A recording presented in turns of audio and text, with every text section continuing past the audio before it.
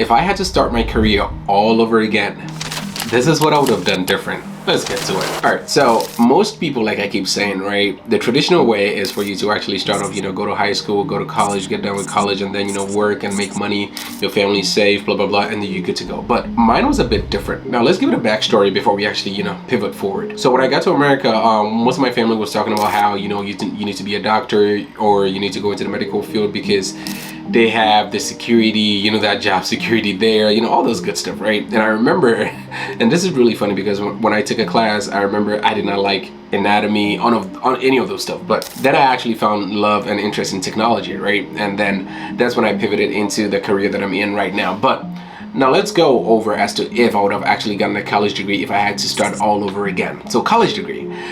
My college degree that I got was in information systems management, and that had to do, project management, a little bit of IT stuff, but it had to do more with like the management stuff, and which was totally fine. I mean, I had no issues with it, but if I had to start all over again, would I have gotten it? Probably. The main reason why I would have gotten that degree is mainly because in as much as a lot of people talk about how you do not need a degree to do A, B, C, and D to get into the cybersecurity world or the IT industry, it is totally true. Yes, you probably do not need a degree for some jobs, but if you want to move up in ranks, let's say you want to become a manager, CIO, a CFO, those type of stuff, right, in companies, CTO, all those stuff, most of these companies will look at these college degrees that you have. If you do not have a college degree, which becomes one of those basic things that they need, it becomes very difficult for them to move you up. Not to say that there would not be any outliers out there where they did not have a college degree, but now they're CTOs. Like I said, I'm not saying it's 100%, but if I had to redo it, in my opinion, I would have probably gotten it. Maybe not as fast as I did, but eventually I would have probably gotten it. And the second one, as to what I would have done different, is projects, right?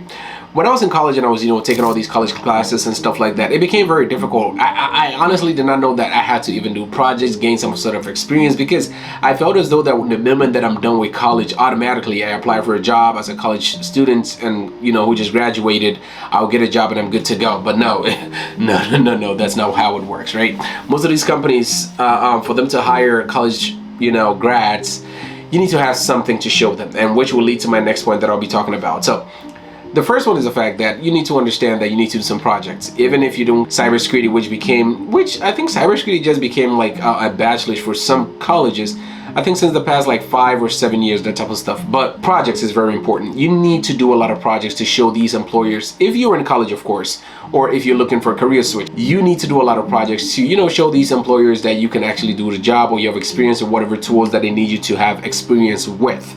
Because it's very difficult when, you just got done with college and you don't know, you don't have any experience, and then you apply for a job, you go for these job interviews, and I mean, you can answer the questions all right, but then if you don't have experience, sometimes it's very difficult for them to trust and hire you, or they would hire you, but then they will lowball you.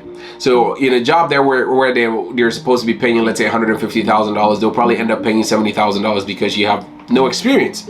So you're learning everything from them, so they'll probably lowball you and then I guess train you on the job or whatever. But yeah, projects is very important. That is something that I would have really focused on.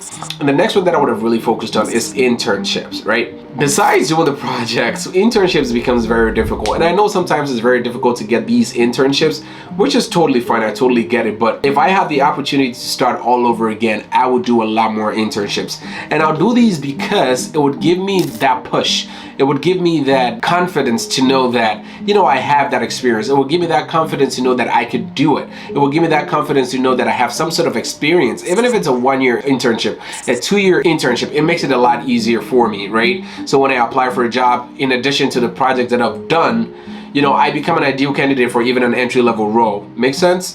So that's something I would have done. What I did not take any internships. It was difficult, or I had nobody to guide me. I didn't have any mentor to actually guide me into knowing, do this, do that, do this. I didn't have all that. It was not that easy.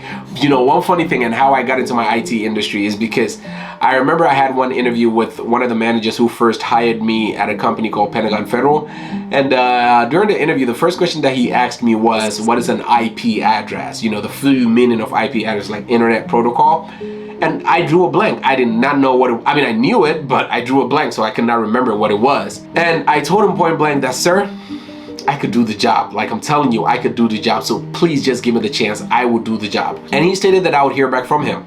Right? And then I think 2 days afterwards, or a couple of hours afterwards, I got a job offer. I mean, that was my first no, that was not my first IT job. My first IT job was with Best Buy Geek Squad, but then my actual like first like in a SOC environment was with Pentagon Federal, where he gave me that chance, and I would never forget his name. His name was Don Lee, and if he's watching this video, I really appreciate you giving him the chance. Like literally, if we had a lot of managers out there who would give, you know, folks the chance like he gave me, it would make it easier for a lot of people to get into the IT industry. But he gave me that chance, and I really appreciate it. So that's how I got in to the IT industry. You might probably say it was luck, which I totally accept, but that's how I got in, you know, without having any internships or anything of that sort. He gave me the chance. And then the last thing that I think I would have done different was more certifications. Not say I'm gonna get more certifications, but more specific certifications, because prior to me getting my first role in the IT industry, the challenge that I was facing was the fact that a lot of folks out there had different opinions on what you're supposed to do.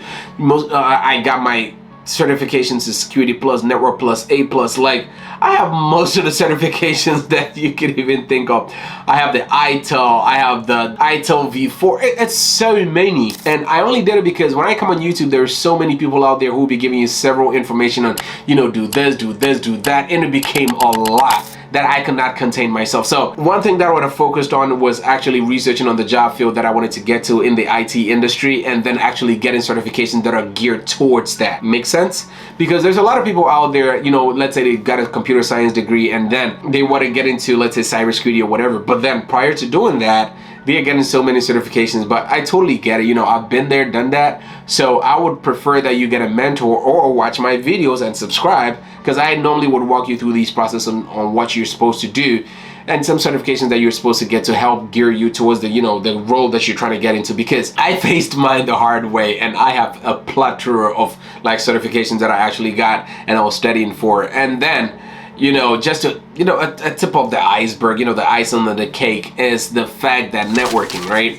Most of the time, friends that you go to school with, you feel as though that, you know, you don't need them after school, but you really do need them. You know, they're there for a reason, and, you know, network with them, check on them, ask them if they have any job openings at whatever job that you're doing at the moment, because it helps you out a lot, right? In the IT industry in general, like under that umbrella, most of the time for you to get a job really fast, you need to network. If you don't network, it becomes very difficult for you to get into the industry. You need to network. That's one thing that you need to do to help you get your first role or even move from role to role in the IT industry, like I said. So yeah, those are a couple of things that I would have done different if I had to actually redo my career all over again, or start from afresh, or start from the beginning. This is what I would have done different. Let me know if you're in the IT industry and what you would have done different if you had to start all over again in your IT industry. Please put in the comment section, and if you have any queries that you need me to actually focus on and answer for you as well, put in the comment section and I'll be more than happy to actually answer those for you. Do not forget to subscribe to this channel and like this video as well if it was very informative towards you. But till I see you again, stay blessed, be blessed, and as always, God bless. Peace.